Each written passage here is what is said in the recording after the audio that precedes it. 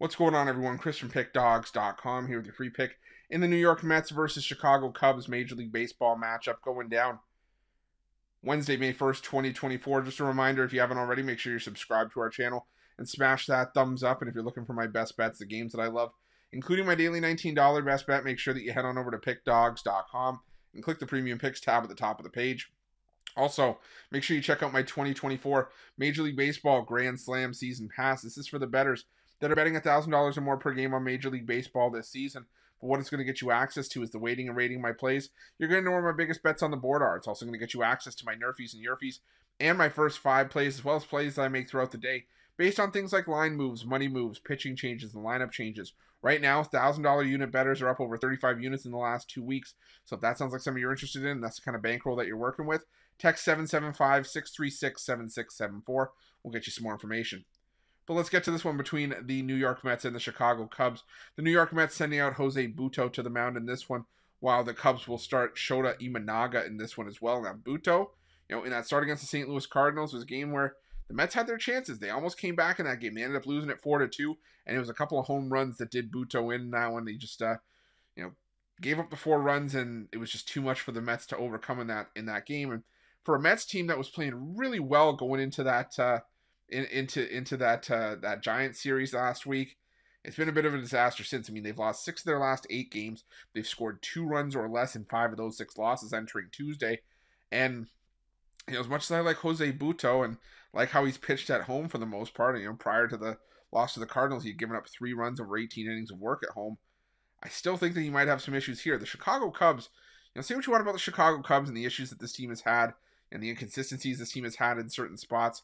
This is still a decent Cubs lineup. They are hitting .222 against right-handed pitching in the last 2 weeks, but they have a great pitcher on the mound in Shota Imanaga. Imanaga's pitched really well up to this point. A sub-1 ERA, a 4-0 record, a 5-0 team record in his starts, and that's with road starts against Boston and Seattle, home starts against Miami, the Dodgers, and Colorado. So some questionable teams in there, but some good teams as well. And, had the rain shortened start against the Dodgers, but one could wonder he could be 5-0 in this one, and he's shown every bit of, being a staff-level ace that we were hoping that we would see when he came over from Japan. And against lefties in the last 2 weeks, the New York Mets have really been nothing to write home about, hitting just 158 against left-handed pitching. It's a small sample size, just 62 plate appearances, and actually the 3rd smallest sample size of plate appearances in baseball over that 2-week span. But the Mets have just been a team that's been struggling against lefties for the most part, especially as of late, and Imanaga's just on an absolute tear right now. And when you look at the bullpens, the Chicago Cubs do have the weakness in the pen as well, while the Mets bullpen over the last 2 weeks, top 3 in baseball at 2.43, but I just don't know if the bats for the Mets are going to be able to do enough off of Imanaga to make it worth the use of the bullpen here. I think the Cubs, with Imanaga on the mound, at a coin flip price, I think it's the way to go here. We saw the same thing where Imanaga was a near coin flip against the Boston Red Sox, and it was a game that the Cubs ended up winning 7-1 as they got to Cutter Crawford on the other side. A similar situation, maybe a righty that's slightly pitching above his pay grade. So I'm going to go with the Cubs in this one, behind another strong start from Imanaga, and that's going to be my free pick. But just a reminder, if you haven't already, make sure you're subscribed to our channel and smash that thumbs up. And if you're looking for my best bets, you can find those at Pick Dawgz Premium.